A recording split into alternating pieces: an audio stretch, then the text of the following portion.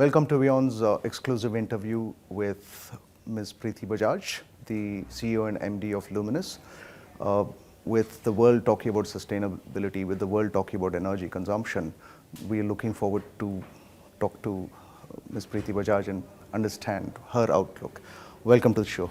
Thank you, Rahul. Good to be here. India is a growing economy, great growth.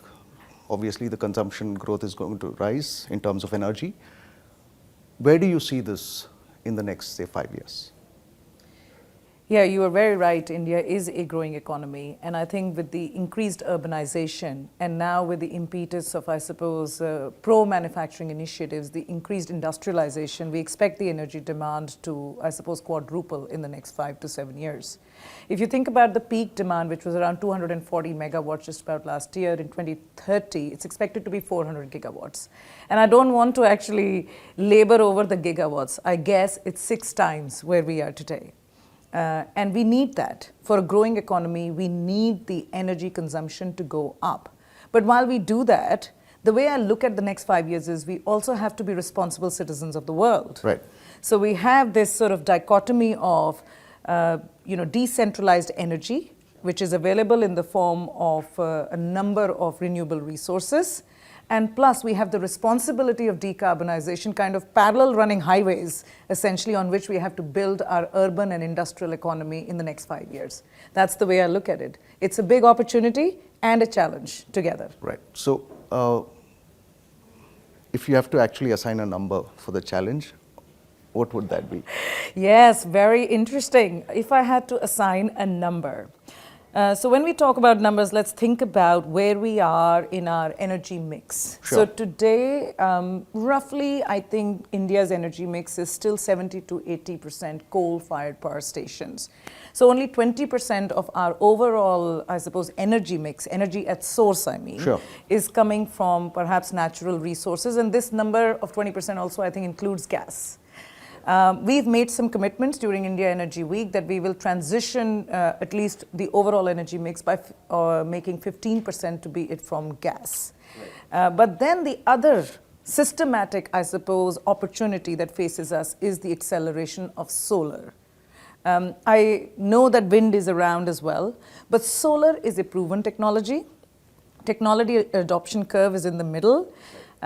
And it is able to be paired in a systems engineering context with batteries to make sure that the intermittency challenge can in fact be solved. So solar is a big opportunity, and I've read a lot of data, and let's be fair, data can be optimistic, or it can in fact be realistic. In the middle of that optimism and realism, I'd say somewhere between 20 to 25% compounded annual growth rate of Indian rooftop solar is expected.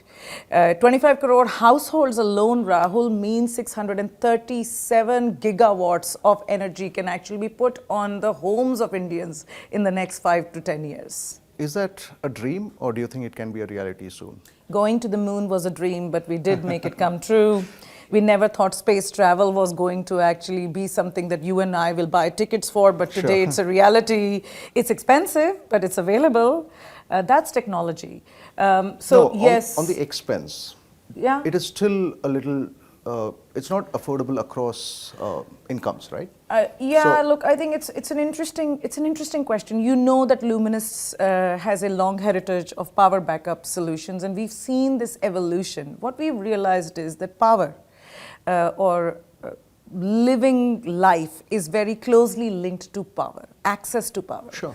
And people almost deem it in today's economy in India.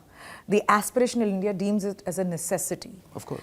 So I would say, number one consumer trend, what I expect out of my life has changed. Therefore, what I'm prepared to afford to have energy available to me at all times has changed. Sure. That's number one learning.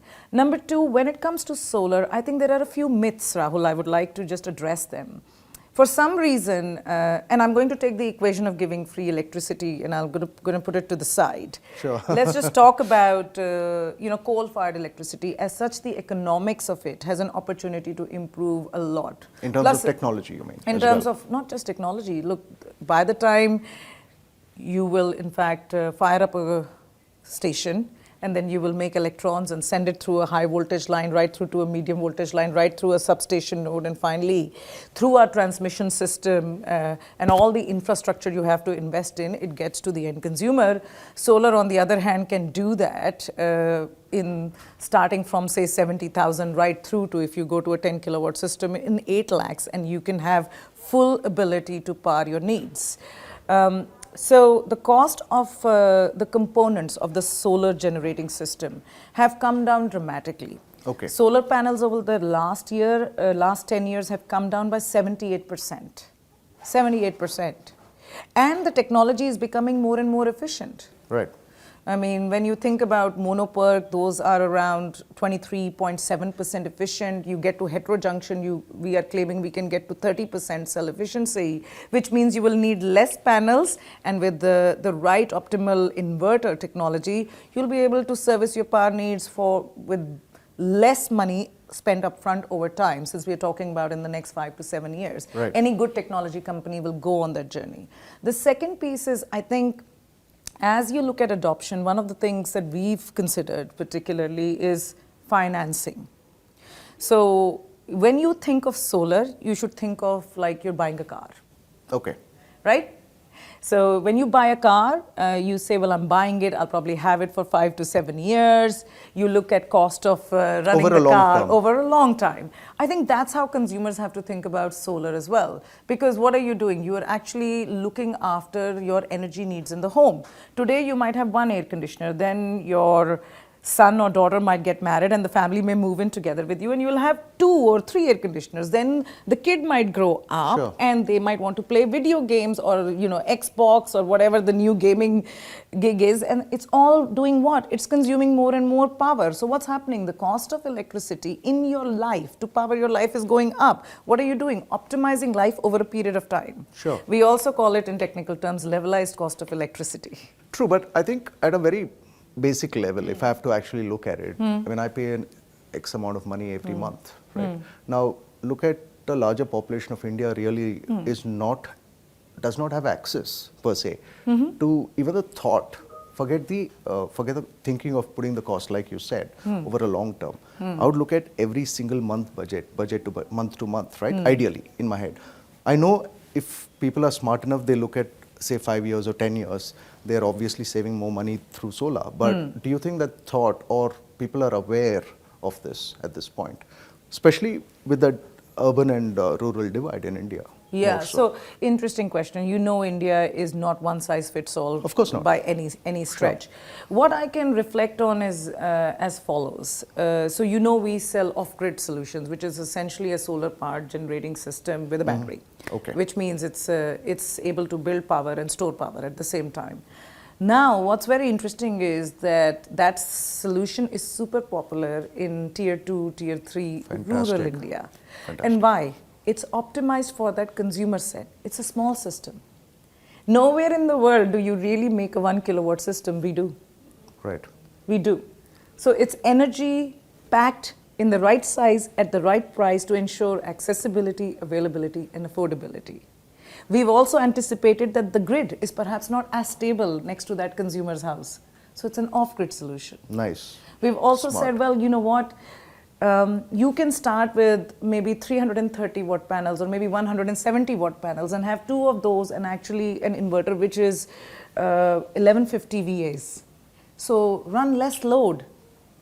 We are packing energy which is solar powered for you based on the life stage you are in. Right. But then we have a 2 kilowatt system. Then we have a 3 kilowatt system. Then we have a 4 kilowatt system. So I guess we have to look at the consumer spectrum. Sure. And at least we are attempting to do that and then build a solution that caters to that market. And the same token, in some places we are probably one of the first few companies who's come out with a hybrid inverter. Okay. It's a grid-tied inverter which can also act as a power backup unit. And India is big on 2 for the price of 1. Of course. No, but okay, now just going a little more broader on this topic. Now, obviously this is the next soft power in the world, per se, right? It has always been. Oil has been the energy and this strong power. Do you see this take off in the next few years as those nations which have renewable energy sources like this become a stronger, softer power? I think it's a great word you use, soft power. I have to say I'm a fan of Shashi Tharoor's speech, India soft power. It makes me think of Indians fixing laptops at LA airport. Nevertheless, when I think about soft power and I think about the narrative of sustainability, it's a very interesting time. You reflect on something like the COP meeting that happened in Dubai earlier this year. Right. You think about how these natural climatic disasters are being linked to life everywhere. Sure. Whether this will become the narrative is not the question. I think the narrative has actually commenced. I think actionable ability to perhaps take center stage on this and showing progression will perhaps be the soft power. People are tired of talk. Right. So I'll call it actionable soft power rather than just soft power. Right. So there has to be some commitment, and India has some opportunities, right? On my last count, what I saw was we are the 4th largest solar energy producer in the world. We are the 3rd largest energy consumer of the world. So when you have both, you have the scale of people, and you have, you are running fast in adoption of renewable technology. The opportunity is there for India to create that narrative. Sure. We are an aspirational economy. We are growing fast.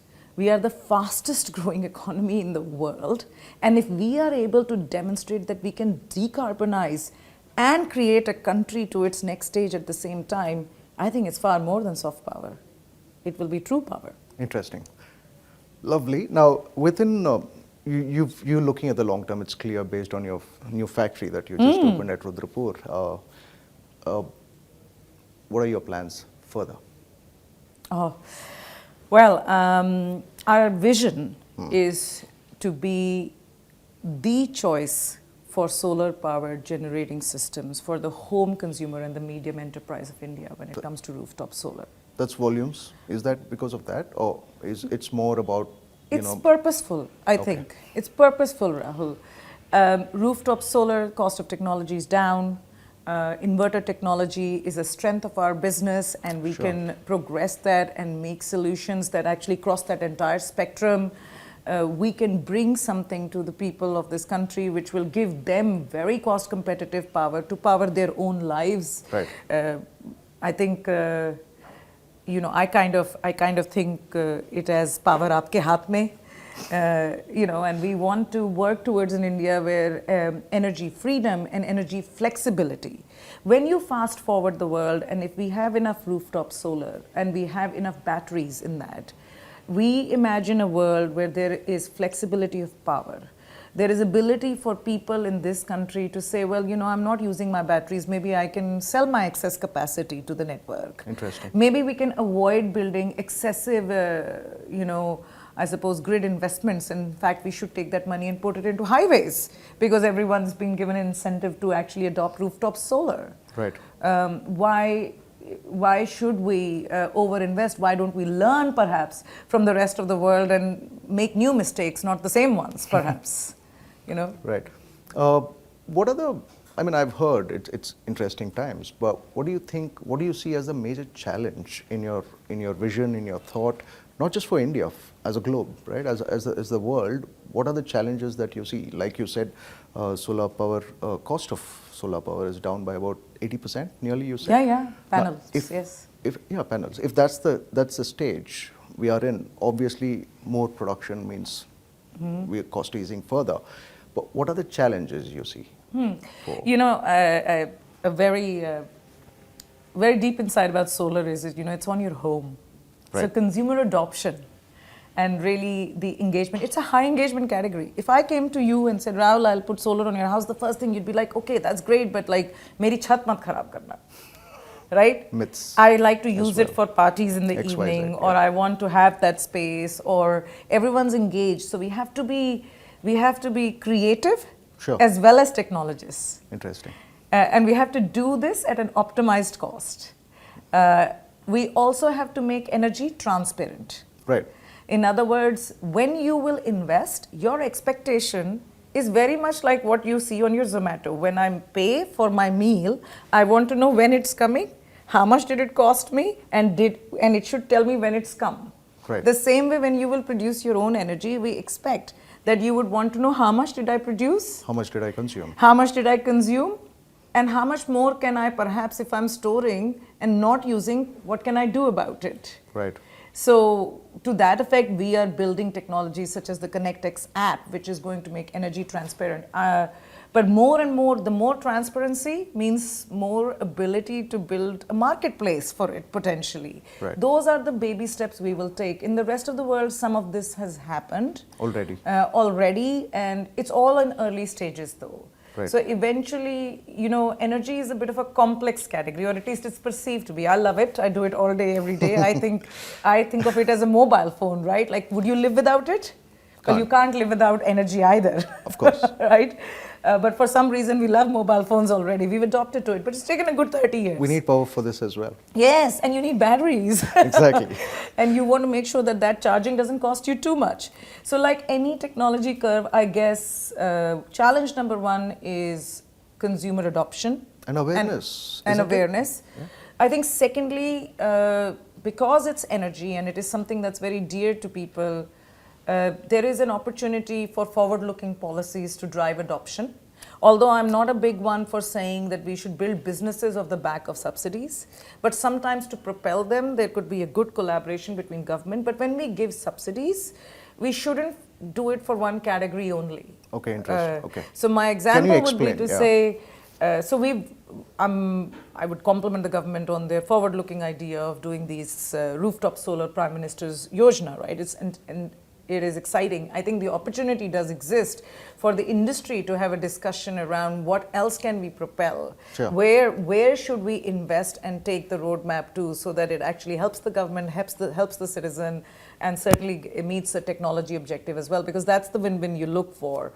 So perhaps there should have been a subsidy for rural off-grid solar systems as well. I mean, we have 70% of our market of our nation is off-grid. Sure. So we may want to have more holistic discussions. I'm not saying they aren't happening, but there is greater opportunity for that. The second piece is when we do these subsidies, we could learn from our digital drive in UPI, what we have done there. We could bring a similar sort of platform. Right. Why do I have to write so many processes? I want to make it easy for the consumer. The consumer wants to make it easy for themselves. They want a subsidy. They have been given a subsidy. Let's make it as digitized as possible and transfer it via UPI straight away. More efficient, more cost effective, easier adoption, and ultimately more renewable power in India. Win-win. Win-win, soft power.